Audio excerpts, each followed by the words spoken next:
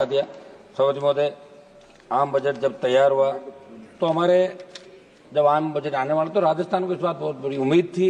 हम किसी राज्य के खिलाफ नहीं, बिहार को बहुत कुछ दिया। पिछली बार भी जहाँ जहाँ चुनाव थे आंध्रा के अंदर, चुनावी समय के अंदर सरकार उन क्षेत्रों का ध्यान रखती है, लेकिन राजस्थान के अंदर विशेष बजट का आवंटन, विशेष राज्य का दर्जा। और एक सभापति महोदय, मेरी सबकी भी इच्छा रहती है कि जब बजट आता है देश का, उस समय अगर प्रत्येक सांसद से बात की जाए, संवाद किए जाए। कोई जरूरी नहीं कि आप सांसद की बात माने, लेकिन अगर संवाद किए जाए उसके बाद अगर देश का बजट है तो निश्चित रूप से बहुत अच्छा बजट देश के अंदर आ सके। नई पहल मोदी जी को करनी चाहिए, हर मामले में नई पहल की बात करते हैं। आंकड़ों के माया जाल के अंदर उलझा के रख देना और फिर उसी तरह के हालात दिन ब दिन बढ़ते जाना। हाल ही के वर्षों में सूखा, बाढ़, ओलावृष्टि, अतिवृष्टि, चक्रवात जैसी आपदाओं की संख्या बढ़ी, लेकिन सरकार ने किसानों को राहत देने के बजाय उनका बीमा कवर घटा दिया। सभापति महोदय, लागत बढ़ने और उचित समर्थन मूल्य न मिलने के कारण किसान पहले से ही संकट में है और इस बजट में भी उनकी समस्याओं का समाधान नहीं किया गया। मेरी मांग है कि एमएसपी पर गारंटी कानून बने जाए, पीएम फसल बीमा योजना में खड़ी फसलों को सम्मिलित किया जाए, इनको निकाल दिया। और कृषि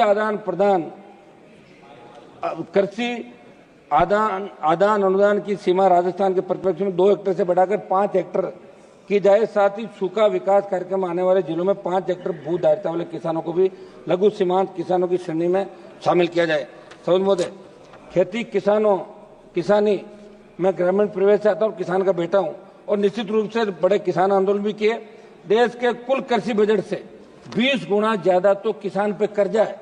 32 लाख करोड़ से ज्यादा किसान पे कर्जा। भी एक सवाल के जवाब के अंदर आप लोग बता रहे थे, कर्ज माफी की योजना बनाने से आपने इनकार किया, एमएसपी गारंटी कानून बनने की मांग को आपने नजरअंदाज किया। आप फसल बीमा योजना के पिछले 7 वर्षों में सबसे कम आवंटन इस बजट में किया गया है। मेरी मांग है कि जब वित्त मंत्री जवाब दे तो फसल बीमा योजना से बाहर निकालकर सरकार ने आपने इसके अंदर फसल बीमा का दायरा बढ़ाए और प्राकृतिक आपदाओं को आपने फसल बीमा से बाहर निकाल दिया और ये मैसेज दिया कि आप सिर्फ जुमलेबाजी करते हैं। और इसका वित्त मंत्री जी, किसान, एमएसपी, गारंटी कानून और फसल बीमा, इसके अंदर आप निश्चित रूप से पूरा ये देश को बताएं। आप लोग ग्रामीण अर्थव्यवस्था की अनदेखी, मनरेगा का बजट, बेरोजगारी बढ़ रही है, नरेगा में मजदूरी करके लोग अपना पेट पाल रहे हैं, लेकिन इस बार बजट को आपने कोई बढ़ाया नहीं मनरेगा के अंदर। तो मनरेगा का बजट भी आप बढ़ाएं, क्योंकि ग्रामीण अर्थव्यवस्था मनरेगा के ऊपर ही टिकी हुई है। सभापति महोदय, स्वास्थ्य क्षेत्र की अनदेखी, कोविड के बाद जिस तरह के हालात देश के अंदर बने थे, ये भारत का स्वास्थ्य बजट जीडीपी का मात्र 3.3%, जबकि वैश्विक मानक 5.6% का होता है। सभापति, ग्रामीण इलाकों में प्राथमिक स्वच्छता केंद्रों की स्थिति दयनीय है। इस दिशा में कोई नई योजना लाई जाए। मैं सदन के अंदर एक बताना चाहूंगा, जब दिल्ली में स्थित, देखिए किस तरह हमारे पद खाली, कोविड-19 के बाद भी जब पद ही खाली है तो कहां से स्वास्थ्य सेवाएं ठीक होगी। दिल्ली का ही मैं बता दूं, दिल्ली में स्थित सफदरजंग अस्पताल में 172, लेडी हार्डिंग में 89, आरएमएल में 100 चिकित्सकों का पद रिक्त है। ये स्थिति देश की राजधानी के मुख्य अस्पतालों की है, तो आखिरकार कब हम विश्व स्वास्थ्य संगठन के मानकों के अनुरूप देश की आबादी की तुलना में चिकित्सकों को उपलब्धता करवा पाएंगे। मेरी मांग है कि चिकित्सकों के खाली पद देश के अंदर भरे जाए।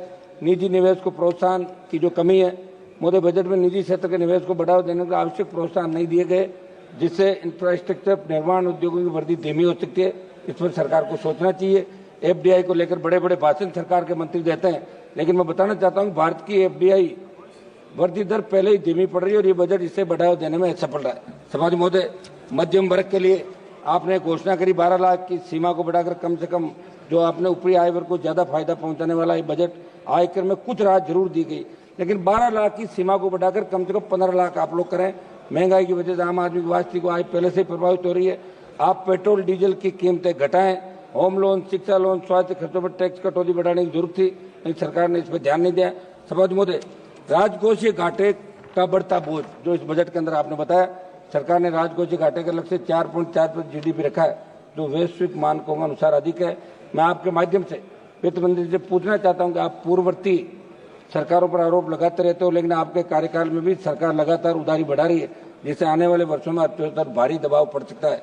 सभापति महोदय, बीमा क्षेत्र में विदेशी निवेश की बढ़ती सीमा, मैं सदन के माध्यम से सरकार को बताना चाहता हूं, बीमा क्षेत्र में एफडीआई सीमा को 74% बढ़ाकर 100% करने का प्रस्ताव घरेलू बीमा कंपनियों के खतरा बन सकता है। इससे विदेशी कंपनियों का वर्चस्व बढ़ेगा और भारतीय कंपनियों को नुकसान होगा, जिससे लाखों नौकरियां प्रभावित हो सकती है। ब्याज भुगतान का बढ़ता भार, इस बजट का एक बड़ा हिस्सा लगभग 12.76 लाख करोड़ रुपए तो सिर्फ कर्ज के ब्याज के भुगतान में ही चला जाएगा। इसका मतलब यह है कि सरकार के पास नए विकास कार्यों जन कल्याणकारी योजनाओं के लिए सीमित संसाधन बचेंगे। इसलिए मेरे सुझाव पर सरकार को गौर करने की जरूरत है। सभापति महोदय, मेरे इलाके की महंगाई नियंत्रण की मैं बात करूंगा। सभापति महोदय, देश में बढ़ती महंगाई की मार, इसको कैसे कम किया जाए, कुछ मैं मेरे इलाके पाऊंगा। सभापति महोदय, लाइम स्टोन प्रचुर मात्रा के अंदर नागौर, जोधपुर, मारवाड़ के अंदर निकलता है, लेकिन हमारे लाइम स्टोन के छोटे पट्टे किसानों को दिए जाए, खनिज नीति में बदलाव किया जाए, ये हमारी मांग रहेगी सरकार से। श्री फणिभूषण चौधरी जी, एक मिनट में सवाल करूं। प्रधानमंत्री ग्राम सड़क योजना, सभापति महोदय, प्रधानमंत्री ग्राम सड़क योजना का मुख्य उद्देश्य है कि गांव, जितने गांव बच गए, जितनी ढाणियां बच गई, उनको जोड़ा जाए। अभी आपने 2011 की जनगणना हुई, उसके बाद से अब तक नई ढाणियों का विस्तार 250 के स्थान पर हम चाहते हैं 50 या 100 की आबादी वाली ढाणियों को भी इस योजना के अंतर्गत डामरित करने का प्रावधान लाया जाए, ताकि ढाणियों में रहने वाले लोगों को भी सुलभ यातायात का लाभ मिल सके। मरुस्थलीय क्षेत्र में 50 की आबादी वाली सैकड़ों ढाणियां, मेरे संसदीय क्षेत्र नागौर हजारों ढाणियां पश्चिम राजस्थान के अंदर है।